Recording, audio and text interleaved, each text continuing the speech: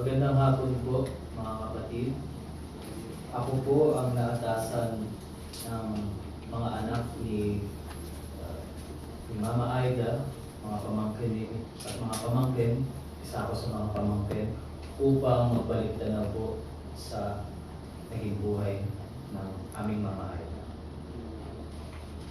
Ito'y pinamagatang Her Life, Her Legacy po.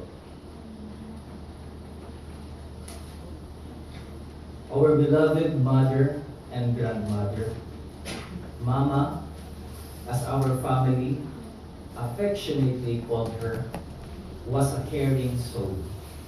She always went out of her way to help others no matter what. Her selflessness endeared her to everyone she came in contact with, and it is a testament to her nature that she formed many long-lasting friendships over the years. From her humble beginnings, she was able to live a remarkable, accomplished life abundant of lovely memories shared with her family and friends, be able to experience exciting travels all over the world, and most of all, be able to witness her whole family, including her granddaughter, thrive and live life at the fullest. Mama Euphrasia Aida Andaya Manalo Revadulla passed away peacefully on February 5th, 2026 in her home in the Silang Cavite, Philippines. She is survived by 4 daughters, 3 son-in-laws, 9 grandchildren, 2 grandson-in-law, and 1 great-granddaughter. She was born on March 19, 1944 in Atimonan, Quezon to Fabiana, Andaya, and Vitaliano, Manalo. From an early age, Ida had a beautiful heart full of love and determination. Being the fifth of 8 children, she helped take care of her younger siblings and assisted her parents in their home farm. From her stories, one can infer how she made every moment count and how she made the most of what she was given. Mama grew up with little money, but she was able to rise and share her God-given talents and abilities with everyone around her. She grew up in the Quezon province where she spent her elementary and high school years earning high marks and becoming valedictorian of her class. She later attended the Philippine Union College in Baisa, Caloocan City, now known as the Adventist University of the Philippines in Silang, Cavite. She later attended the Philippine Union College in Baisa, Caloocan City, now known as Adventist University of the Philippines or AUP. Her diligence as a successful student supporting herself through college was praised by faculty and colleagues alike. She graduated with a BS in Secretarial Science and worked as a secretary in the North Union Mission Office and later as an editorial secretary of the Philippine Publishing House, where she spent the rest of her career working in the periodical department. Before entering college, Mama also worked as a cultor, an experience that she extremely proud of. She always fondly recounted anecdotes of how she fulfilled when she would share God's word with those whom she encountered during this period of her life. In 1972, Mama fell in love with our Papa, Abel Revadulla. And on November 25, 1973, Mama and Papa, a year after, got married, and that was the start of a wonderful love story. Papa, from his previous marriage, had 3 beautiful daughters, Tita Annie, Caroline, Tita Meryl, aged 10, 6, and 4 at that time. It was a full family life right from the beginning of their married life. Then, exactly a year after their wedding, Mama gave birth to the youngest daughter, Tita Marisa. Mama dedicated her life to the welfare of all 4 children and worked tirelessly to make sure that the family was healthy and well-rounded.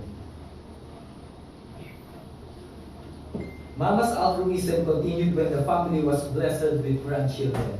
At isa na po karon, Mama doted on the grandchildren in many awesome ways, which included offering them undivided attention, supporting their activities, surprising them with gifts, and by cooking her delicious pancit for them. Everyone in the family knows she makes the best pancit. She created a deep bond with her grandchildren, which to this day is treasured by all of them. Mama taught her children and us grandchildren many things as young kids that holds them in good stead today: faith in God, discipline, diligence, and the value of education. These values have made all our children for they are, and our family thank her for this. Faith in God was of utmost priority. Every morning and evening, the family would gather around the piano to have the family worship. And in the morning, and Abide With Me were Mama's favorite hymn. Life had its difficulties, but Mama taught her family that if God is first in our life, in one's life, as she recited Matthew 6:33, everything else will fall perfectly into place. The value of education was instilled early in the children's lives, along with the discipline and diligence to reach goals. These were the foundation that held the family together. And every daughter Every daughter took piano lessons and was provided with a Christian education in their primary and secondary education. Together, Mama and Papa made a certain that each of the children earn her degree and achieve her full potential. Today, Tita Ani, my mom, Caroline, Tita Meryl, and Tita Marisa, all of them are fulfilled and accomplishing their life, in their career.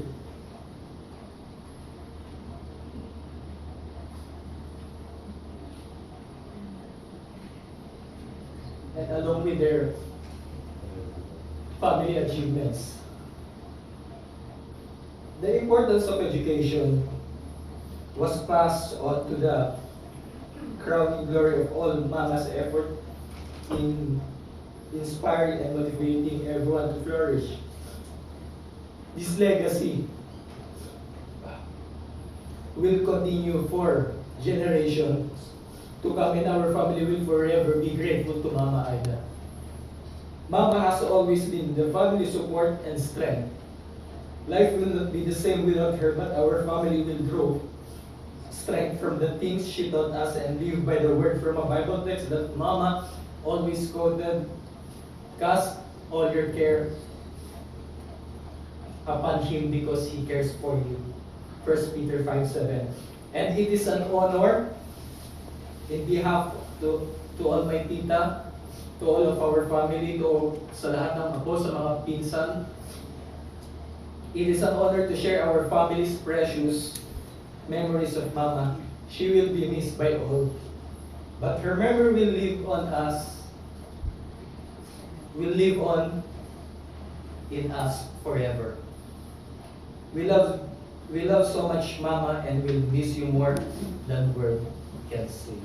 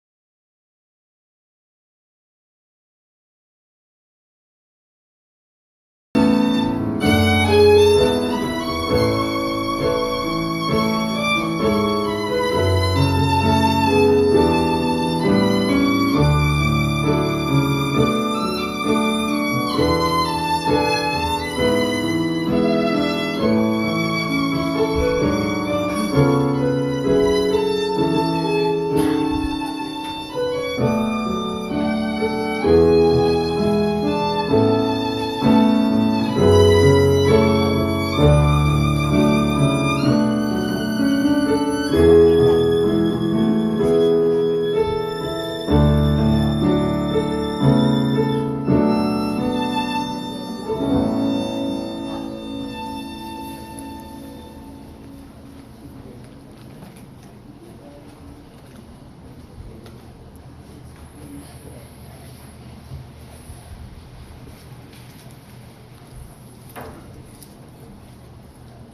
sa ating opening hymn, awitin po natin ang It Is Well With My Soul.